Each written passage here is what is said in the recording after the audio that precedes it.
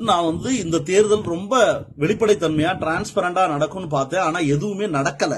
இங்க இதற்கு ஒரு தீர்வு என்னன்னா மறு தேர்தல் தான் தீர்வு. ஏன்னா இந்த தொகுதியில வந்துட்டு எந்த ஒரு இதுவும் நடத்தல.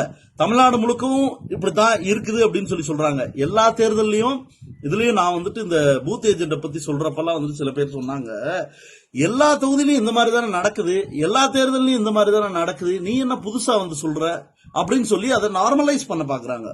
அதாவது இந்த பூத் ஏஜென்ட விலைக்கு வாங்குறது, கவுண்டிங் ஏஜென்ட விலைக்கு வாங்குறது, இதெல்லாம் வழக்கமா நடந்துட்டு இருக்கிற ஒண்ணு. அப்படி இருக்கிறப்ப இதை நீ என்ன புதுசா பாக்குற அப்படின்னு சொல்லி என்ன எல்லாரும் டார்கெட் பண்றாங்க.